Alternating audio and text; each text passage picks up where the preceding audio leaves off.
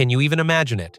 The daughter of an oil magnate, directly connected to the Saudi royal family, giving up everything to marry a university student, working part-time at a convenience store in New York City, all because of a single encounter. What exactly happened that night that made her willing to abandon a multi-billion-dollar fortune and an arranged marriage to a prince just for this American man? Today, we share the incredible story of Fatima Al Saud from Jeddah, Saudi Arabia. And yes, she is a distant relative of the famous House of Saud. My name is Fatima Al Saud, and I am 28 years old. My father is the CEO of Al Saud Petroleum, one of the leading oil companies in Saudi Arabia. My mother is a distant cousin of the royal family. You ask how wealthy we are? When I was born, my father established a charitable foundation in my name. For my 16th birthday, I received a custom Rolls-Royce Phantom worth over $1 million. For my 20th birthday, to celebrate my acceptance into a master's program in London, I was gifted a luxury penthouse. But all of this was just a gilded cage, a realization that didn't hit me until I was 25. One January evening in 2022, during dinner with my family, my father spoke with a gravity I'd never heard before. "Fatima, your marriage has been arranged." Instantly, the golden fork in my hand clattered onto my plate. "What? Father? What do you mean?" "Your fiancé is Prince Karim Al Mansour, third in line in his family. He is 48 years old and has 2 wives. You will be his third."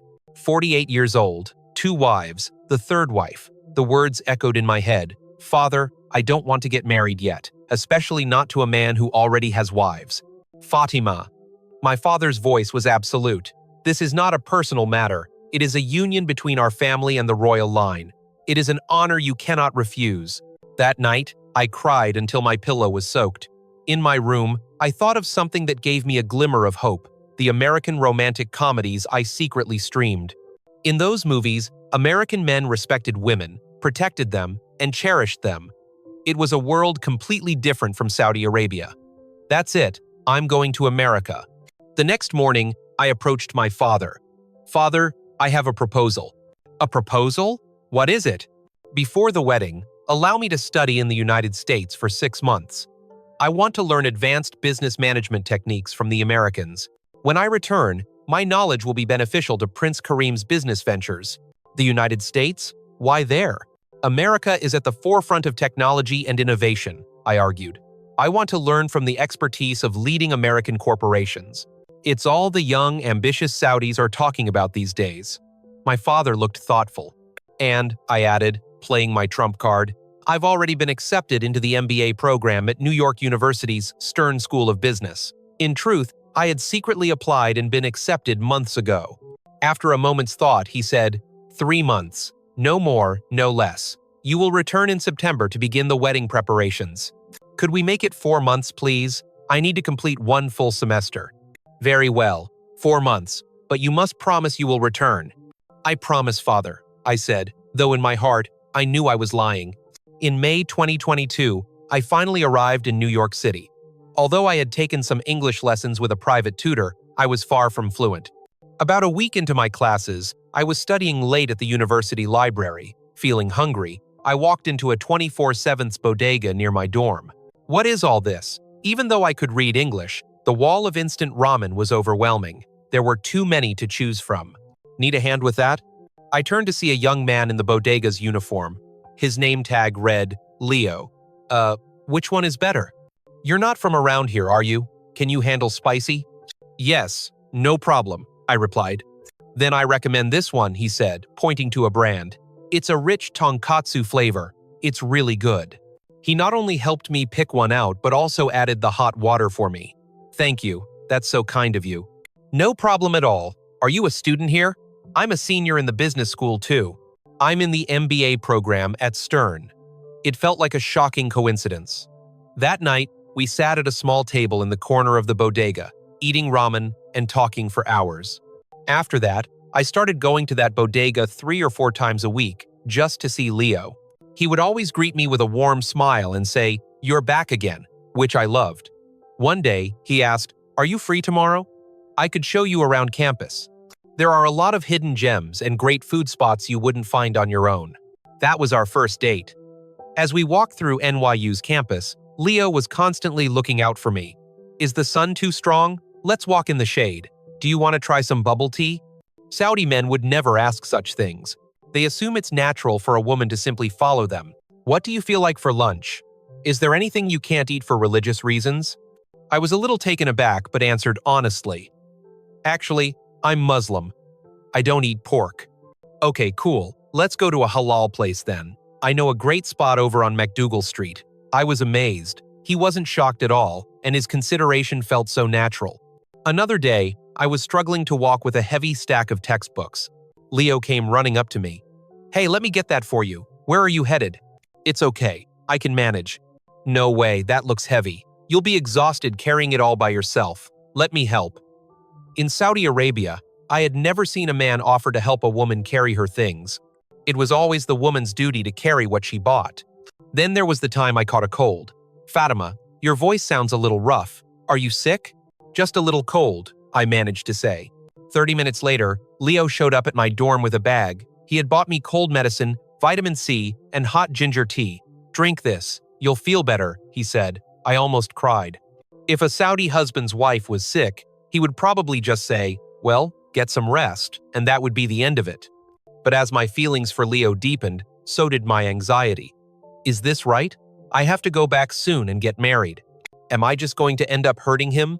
Just then, as if reading my mind, Leo asked cautiously, Fatima, do you have a boyfriend?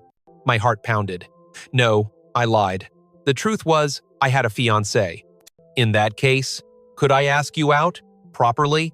In that second, I knew I had to tell him the truth. Leo. The thing is, I have to go back to Saudi Arabia soon, and I have to marry someone my family has chosen for me. Leo's face fell. Oh, I see. I'm sorry. I should have told you from the beginning. A long silence hung between us. Then, Leo spoke up. But, for the time you're still here in New York, is it okay if I still like you? About a month later, on a day of heavy rain, I was trapped in the library without an umbrella. My phone buzzed.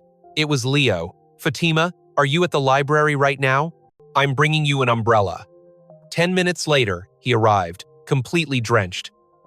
We walked back to my dorm, huddled under the single umbrella. When we got to my building, I noticed his entire left shoulder was soaked.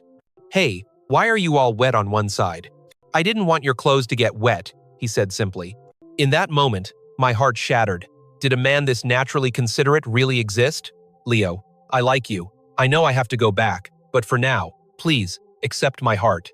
In the pouring rain, we shared our first kiss. It was the beginning of something sweet and terribly sad. After we had been dating for a month, my guilt grew heavier. Leo was so sincere with me, but I was hiding my true identity. One day, he asked, "What does your family do, Fatima?" My heart sank. Oh, they're just in general business. That's cool. If they ever come to New York, I'd love for them to have dinner with my parents.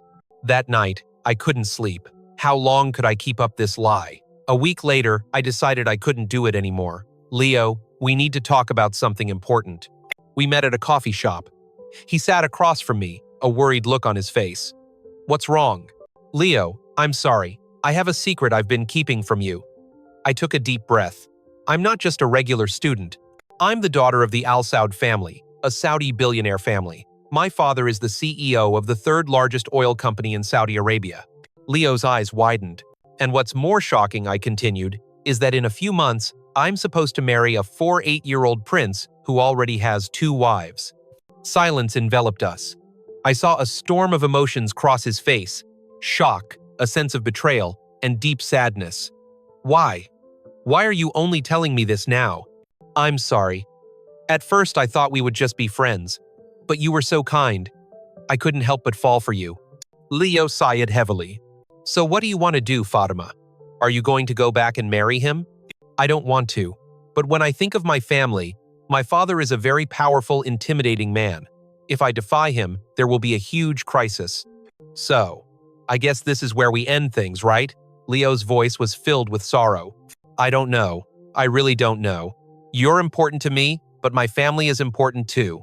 After that, we didn't see each other for a few days. We both needed time to think.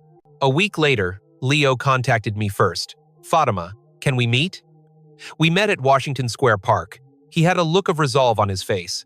I've thought about it. If you really have to go back, then I want to be with you until the very last day. I don't want to have any regrets. Leo. But there's one thing I need to ask you. Do you truly not want that marriage? Of course not, I said. I want to marry someone I love. I don't want to be the third wife of some old prince. Then, Leo said, taking my hand, let's find a way. Together, don't give up yet. After that, our relationship grew even stronger, but the shadow of our separation was always there. 2 months later, it was Leo's birthday. What do you want to do for your birthday? I asked. I just want to be with you, Fatima. On his birthday, I brought a small cake to his apartment.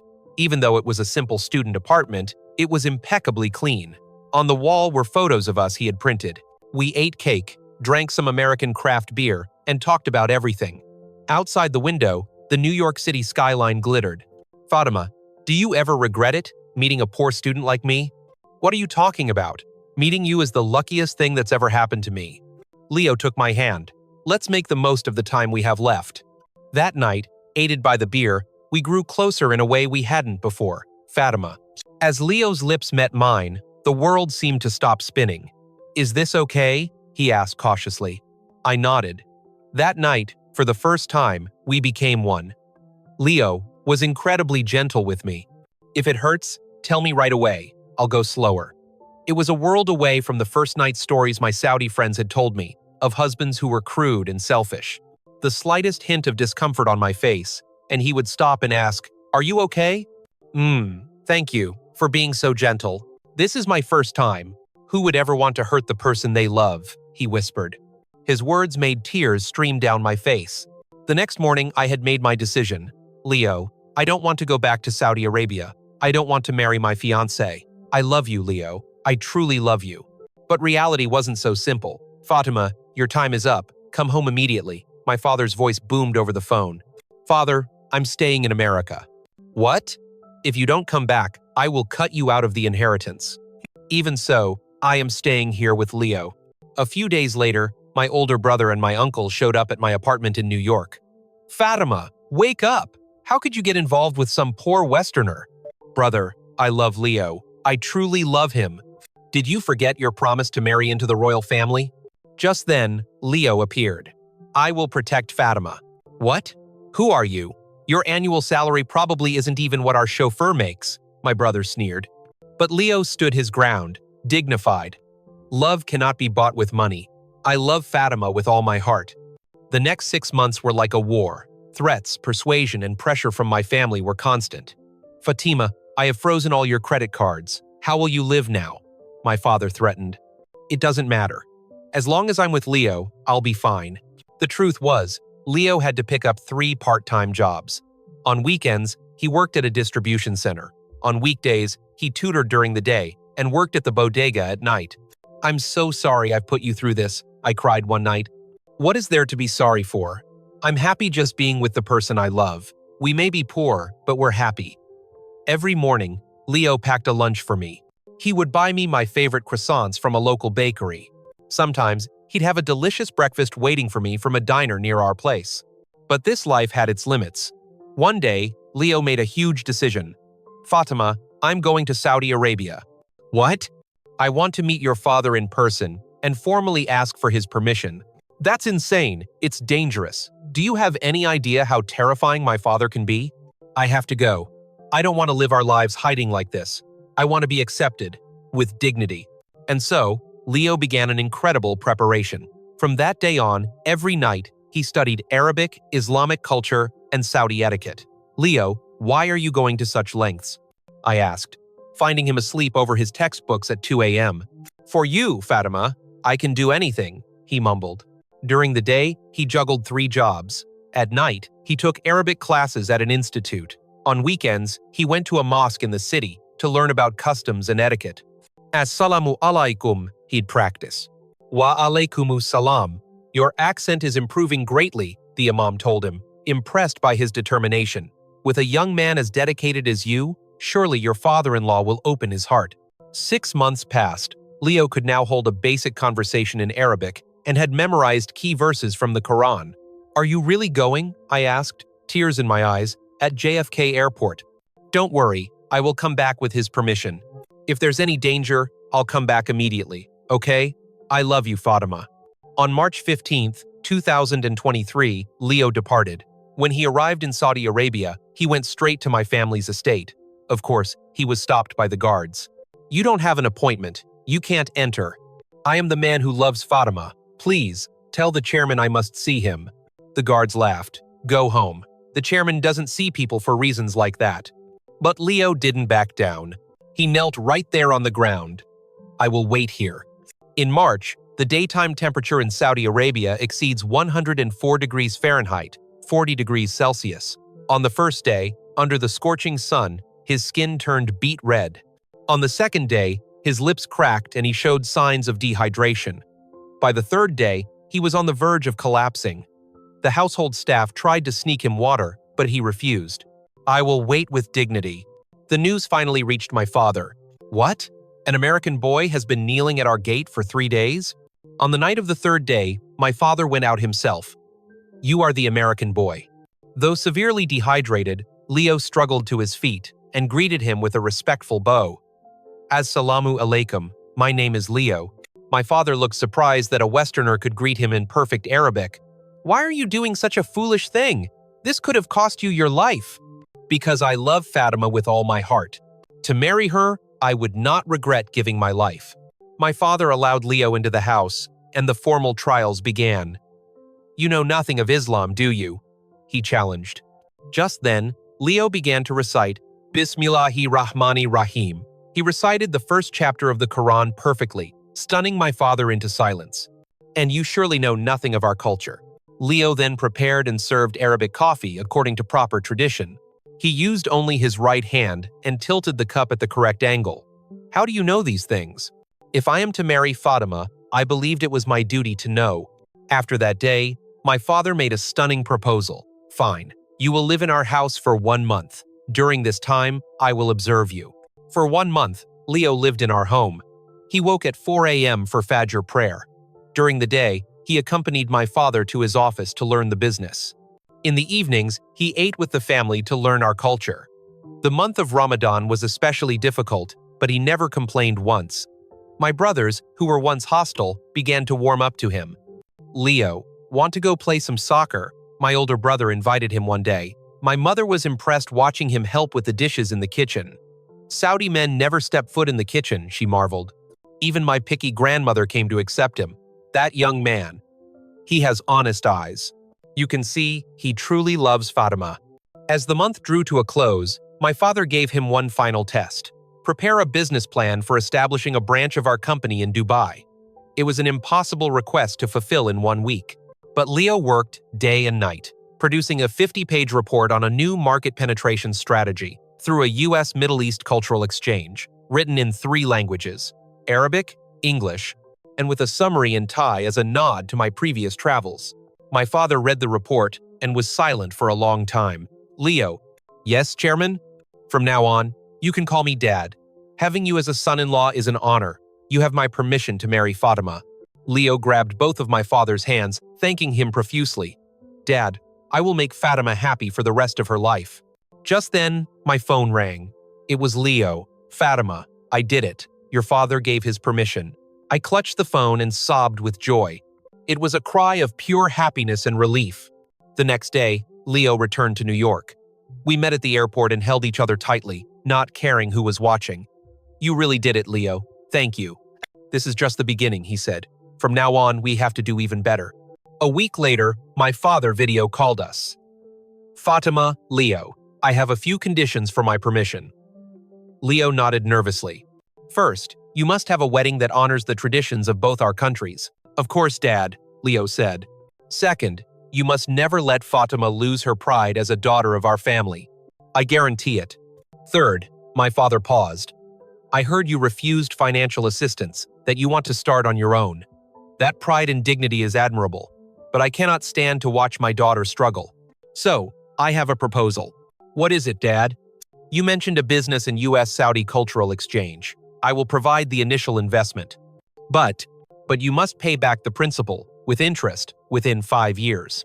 If you fail, Fatima must return to Saudi Arabia to take over the family business. The tension was palpable. Leo squeezed my hand tightly. I accept. Within 5 years, I will pay it all back, and I will make this business a success." For the first time, my father smiled. Good. I like that determination. 2 months later, our parents met in New York City. My parents flew in from Saudi Arabia, and Leo's parents welcomed them warmly. "Please, come in. You must be tired from your journey." The two mothers hit it off immediately. "My daughter-in-law will look so beautiful in a traditional American wedding gown. Our Fatima has told us she wants to learn how to cook American food." The wedding was set for October 2023, with one ceremony in New York and one in Saudi Arabia. On October 15th, 2023, our wedding day arrived. I was in the bridal suite since 5 a.m.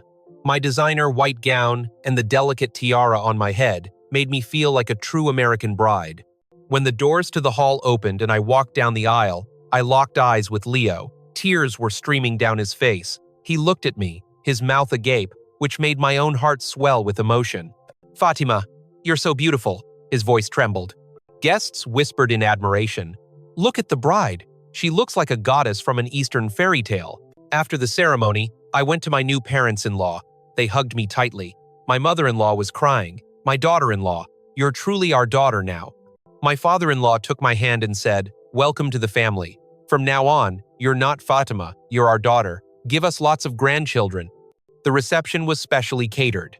One side was a buffet of American classics, the other, a spread of halal-certified Middle Eastern cuisine. My mother tried a Philly cheesesteak for the first time. "Allah! This is legendary, so flavorful and delicious." My father gave a thumbs up while eating a lobster roll. American food is excellent. A month later, we traveled to Saudi Arabia for the second wedding. Leo had practiced his Arabic relentlessly. On the day of the ceremony, he appeared in a white, gold-embroidered thobe and bisht, looking like a prince from the East. I wore a golden ball gown adorned with diamonds and a pearl tiara. When it was time for the vows, Leo spoke his in clear, resonant Arabic. "I, Leo, vow before Allah to take Fatima al-Saud as my wife, to love and honor her, and to protect her culture and traditions together."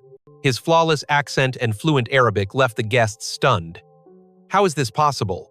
A foreigner speaking perfect Arabic in just 6 months. After the vows, my father embraced Leo. "Now, you are my son, a true member of the al-Saud family." At the reception, my father made a surprise announcement. "On this occasion, I wish to give another gift. The penthouse at the Burj Khalifa in Dubai. It is your wedding home." Leo stood up and politely declined. "Thank you so much, Dad. But with all due respect, we must refuse. We want to start with our own 2 hands." My father looked surprised for a moment, then burst out laughing. "I knew I wasn't wrong about you. I am proud to have a son-in-law with such dignity." When we returned to New York, we rented a small office near the One World Trade Center. "Let's start from here," Leo said. "It's small, but it's ours." The day we hung the sign, U.S. Arabian Bridge Consulting Leo said, "Fatima, in 5 years, we'll be #1 in this industry." The first 2 months were brutal, not a single client. But in the 3rd month, the phone rang. It was a mid-sized cosmetics company seeking consultation on halal certification. We worked sleepless nights preparing the presentation and won the project. Our first contract was worth $500,000. We hugged each other and cried. After that, our reputation grew by word of mouth. In our first year, we hit $2 million in sales. Now, in 2025, we are still paying back the loan from my father, and we've already paid back over $20 million with interest. My father is proud every time we report our progress. "You're doing very well. You should be able to pay it all back within 5 years." "Maybe just 4 years, Dad," Leo always replies.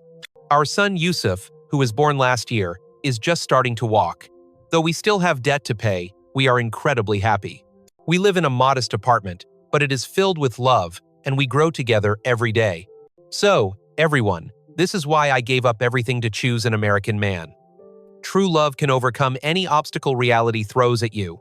The American men in the movies were handsome, but the one in my real life is even more so. Did you enjoy my story today? Next week, I'll bring you an even more incredible story of an international couple. Don't forget to subscribe, like, and turn on notifications. Your support is the greatest encouragement for us to keep making these videos. Thank you.